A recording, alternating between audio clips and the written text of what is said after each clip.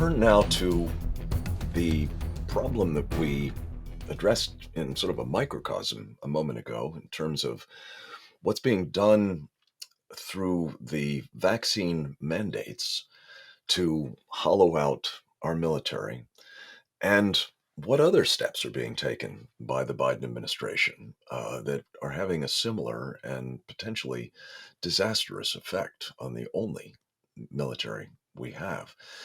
To discuss all of that and more, I'm pleased to say we have a distinguished veteran of the United States Army, Lieutenant Colonel Chuck Devore, United States Army retired. He is a man who has gone on in civilian life to serve in a number of important capacities, notably as a state assemblyman in the state of California.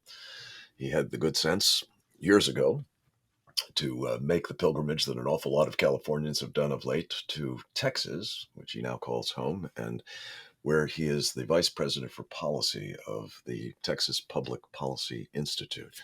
Chuck, it's so good to have you back. Welcome, sir. It's been a while. Thank you. It's great to be with you again.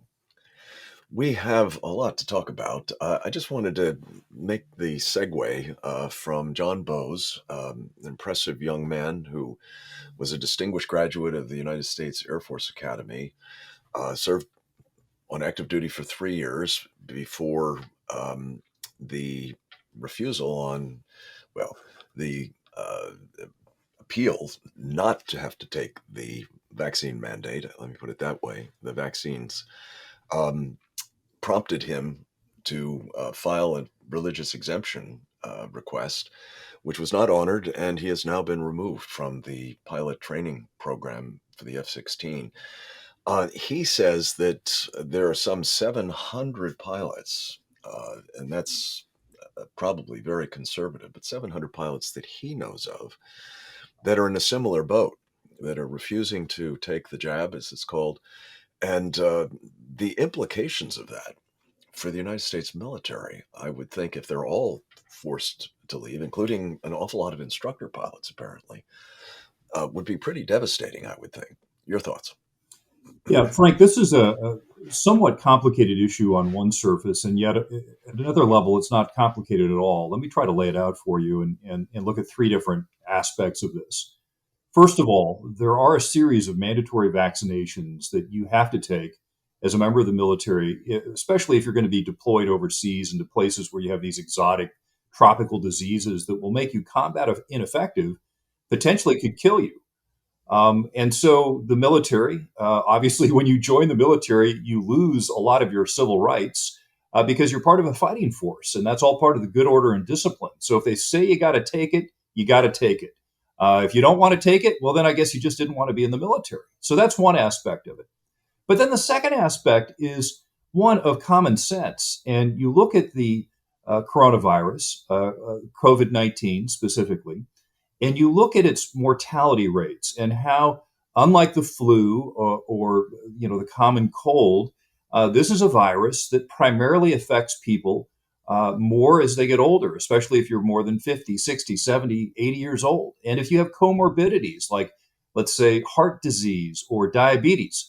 Now, what's interesting, of course, about the military force is that by and large, unless you're an old four-star general, you don't have comorbidities. And you're young, meaning that you're at the least risk for any sort of complications, any sort of threat from COVID-19. And unfortunately, as we've seen, you are at some risk.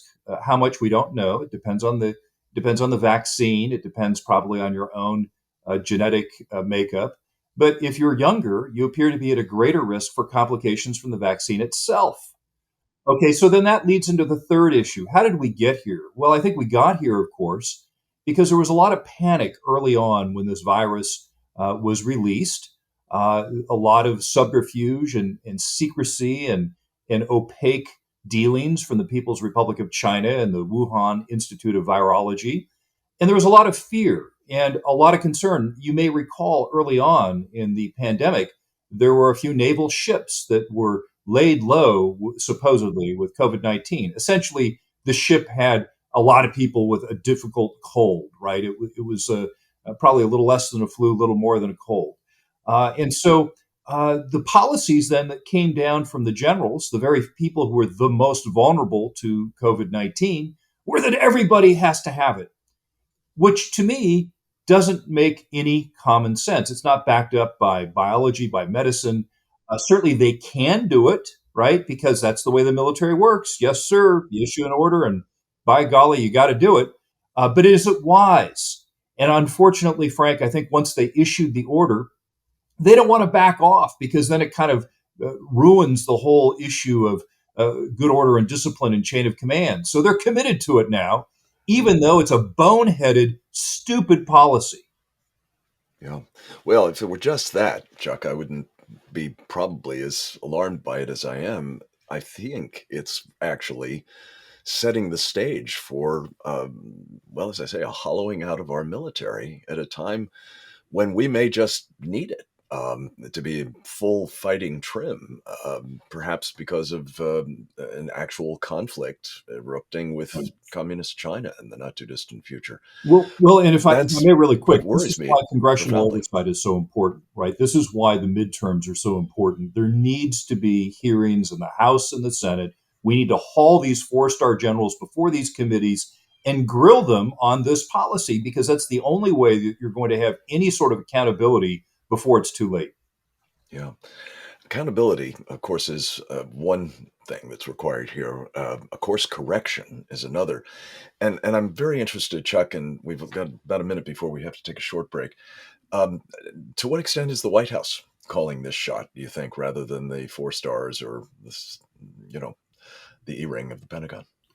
Well, I think it's very hard to make that distinction these days because Mhm. after certainly 8 years of Obama Biden and then 4 years under Trump, where much of the senior leadership of the Pentagon saw it as their sacred duty to run interference for the institution against Trump and his attempts to reform institutions. So essentially, now you have an entire leadership that is completely in sync philosophically with the people who Right. are running the White House. So, Frank, Well, I'm not hold sure that there's any thought, daylight. Chuck. That I don't think there is daylight. That's the point. I want to come back to you on this question because it extends to a whole nother line of attack against our military. You've written a recent piece about it, titling it "Wokeism." We're going to talk about that and more with Lieutenant Colonel Chuck Devore, United States Army retired, right after this.